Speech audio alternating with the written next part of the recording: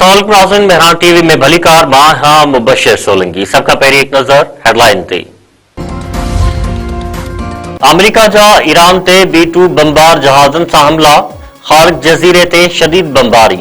अमरीकी सदर Donald Trump चयो आहे त अमरीकी फ़ौज ईरान जे जज़ीरे ऐं फ़ौजी हदफ़ ते तारीख़ जा ताक़तवर तरीन हमला कया आहिनि। अमरीका सुप्रीम लीडर समेत 10 अहम ईरानी अॻवाननि बाबति मालूमात ॾियण ते $10 मिलियन इनाम जो ऐलान करे छॾियो।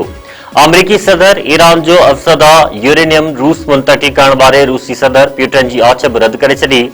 अमरीकी सदर डोनाल्ड ट्रंप खे संदसि बशीर ईरान में फतह जो ऐलान कंदे उतां निकिरण जो मशवरो ॾेई छॾियो।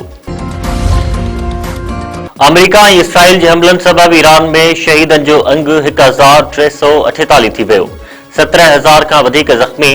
रूसी ख़ाबरू इदारे विच ओभर में छिकताण ऐं हमलनि सबबि मुख़्तलिफ़ मुल्कनि में थियल जानी नुक़सान जा तफ़सील साम्हूं आणे छॾिया। रिपोर्ट में ॼाणायो वियो आहे त ईरान, इसराइल ऐं अमरीका विच में तकरार सबबि हज़ारे माण्हू मुतासिर थिया। ईरान जे हमलनि सबबि इसराइल में 15 ॼणा मारिजी विया ऐं 2,975 ज़ख़्मी थिया।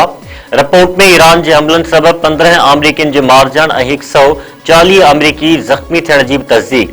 दुबई ऐं कुवैत में 6, शाम में 4, ओमान में 3, बहरीन में 2 ऐं सऊदी अरब में हमलनि सबबि 2 ॼणा मारिजी विया।